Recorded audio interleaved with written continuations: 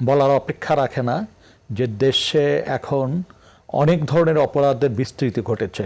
তার ভিতর সবচেয়ে বড় যে জিনিসটা সেটা হচ্ছে নারীদের উপর সহিংস আক্রমণ বলেন, নারীরা বিভিন্ন সহিংসতার শিকার হচ্ছেন। এবং শুধু যে নারী এবং শিশু এই জায়গায় মানে সীমাবদ্ধ থাকছে তা না, আপনি যদি লক্ষ্য করে থাকেন যে বাংলাদেশে গত ১.৫ বছরের উপর বেশি সময় ধরে এক ধরনের নতুন এক সহিংসতার আমরা লক্ষ্য করছি, যেটাকে কেউ মব সন্ত্রাস বলছে, কেউ মব কালচার বলছেন, বা কিছু মানুষ ঐক্যবদ্ধ হয়ে অপরের উপর প্রতিপক্ষের উপর আক্রমণ করছেন। এই ঘটনাগুলো আমরা প্রত্যক্ষ করছি। এই আক্রমণটার ধরন এমন একটা রূপ নিয়েছে, এটি রাস্তা থেকে শুরু করে সর্বোচ্চ আদালত পর্যন্ত এটার বিস্তৃতি আমরা লক্ষ্য করেছি বিগত দিনগুলিতে। যখন বন্দীকে আদালতে উপস্থাপন করা হচ্ছে, একজন বন্দী যখন রাষ্ট্রের হেফাজতে আছেন, সেখানেও তাকে লাঞ্ছনার শিকার হতে হচ্ছে, ফিজিক্যাল আক্রমণের শিকার হতে হচ্ছে, আর গালিগালাজ তো আছেই। এই যে একটা অবস্থা, এই অবস্থার থেকে এখন দেশ কিভাবে বেরিয়ে যাবে সবাইকে এটা চিন্তা করার বিষয় এসছে। সাম্প্রতিককালে যদি আমরা গত ২-৩ মাসের একটা হিসাব দেখি, তাহলে দেখব সারা দেশে ধর্ষণের যে ঘটনাগুলি ঘটছে সেই সংখ্যাটি অন্যান্য আটকে ওঠার মতো সংখ্যা।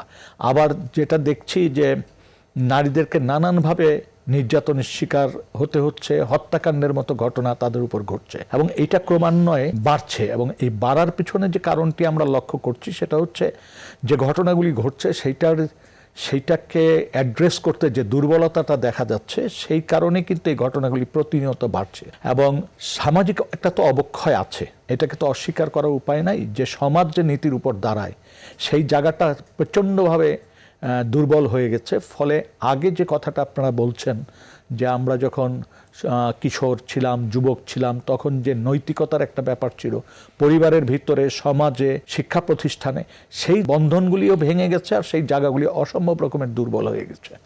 ফলে এখানে হত্যাকাণ্ডের মতো ঘটনা যখন প্রকাশ্যে ঘটে, বাধা দেওয়ার লোকটি থাকে না, বা এটি নিয়ে প্রতিবাদ করবে সেই লোকটিও থাকে না। এখানে রাষ্ট্রের যে দায় থাকে সেই জায়গাটিও চরম দুর্বলতার পরিচয় আমরা দেখছি। যেমন ধরেন, একটি মামলা হলে দিনের পর দিন, বছরের পর বছর অপেক্ষা করতে হয় বিচারের জন্য। এবং আমরা যদি তনু হত্যাকাণ্ডের কথা চিন্তা করি, আমরা যদি সাম্প্রতিককালের যে ঘটনাগুলি আমরা লক্ষ্য করেছি, সেগুলিতে দেখা যায় যে ইনভেস্টিগেশনের একটা বড় সময় ক্ষেপণ করা হয়, তারপর আদালত। আমরা এখন এমন একটা সময় আসছি যে মাত্র ২ সপ্তাহ হলো সরকার গঠন হয়েছে, এখনই আসলে মন্তব্য করা খুব কঠিন। কিন্তু গত ১৫-১৬ মাস যে অন্তর্বর্তীকালীন সরকার ছিল, সেখানে একটা বড় ধরনের দুর্বলতার দিক লক্ষ্য করেছি। সেটা হচ্ছে স্বৈরাচারী আমলে আপনার পুলিশকে জনগণের যেভাবে মুখোমুখি করা হয়েছে, ফলে পুলিশকে কিন্তু গত আন্দোলনে অনেক খেসারত দিতে হয়েছে, এবং সেই কারণে পুলিশ কিন্তু ঘুরে দাঁড়াতে সহজেই পারছে না। এবং এই কারণে দেখা যাচ্ছে যে অপরাধ যখন সংগঠিত হয়, পুলিশকেই তো এটাকে অ্যাড্রেস করতে হবে, পুলিশই তো এটার ইনভেস্টিগেশন করবে, পুলিশই তো এটার আসামিদের ধরবে, পুলিশই তো এটা বিচারালয়ে উপস্থাপন করবে। এই জায়গাগুলিতে একটা প্রচণ্ড রকমের দুর্বলতা ছিল। এবং এখন ক্রমান্বয়ে এইটা একটা আশার দিক যে সাম্প্রতিককালে এই সরকার গঠন হওয়ার পর সরকারের নীতি নির্ধারকদের অনেকেই স্পষ্ট ভাষায় কিছু কথা বলছেন। এখন আমরা চাই যে ওনারা যে কথাগুলি বলছেন সেটার সফল বাস্তবায়ন, অর্থাৎ কেউ অপরাধ করে পার পাবে না। এখন পর্যন্ত এমন কোনো দৃশ্যমান পদক্ষেপ আমরা দেখছি না যেটার উপরে আমরা আশাবাদী হতে পারি।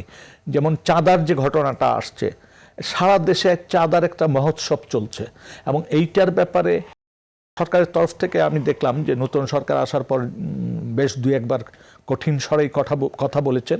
কিন্তু এটা তখনই এই জায়গার থেকে আমরা বেরোতে পারবো যখন দেখব কঠিন কিছু পদক্ষেপ তারা নিয়েছেন, এবং সেটা ঘরের ভিতর থেকেই তাদেরকে নিতে হবে, নিজেদের লোকের জায়গা থেকেই তাদের নিতে হবে। মনে রাখতে হবে, যদি নিজের ঘরের ভিতর থেকে এটা না নেন, তাহলে বাইরের থেকে এই ব্যাপারে পদক্ষেপ নিলে খুব বেশি এইটা আলোচনাও হবে না, এইটা ফলদায়ক হবে না।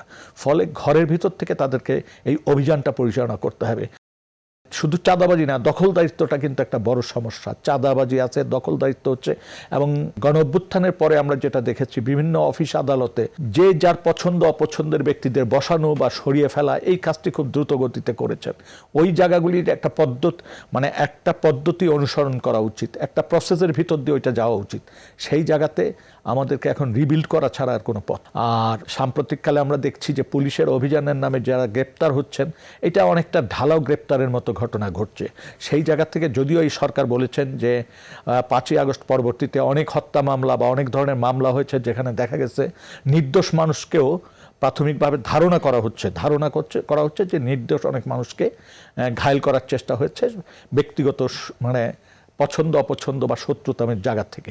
এই জায়গাগুলি খুব দ্রুত যদি এই জায়গা থেকে বেরিয়ে আসা না যায়, অর্থাৎ একটা প্রসেসের মধ্য দিয়ে প্রাথমিক সত্যতা যদি নিরূপণ করে যারা আসলে এই ধরনের অপরাধের সাথে যুক্ত না তাদেরকে যদি মুক্ত করে না দেওয়া যায়, তাহলে সমাজে এই ক্ষতটা কিন্তু দিন দিন বাড়বে। সুতরাং এই জায়গাগুলিতে পদক্ষেপটা জরুরি।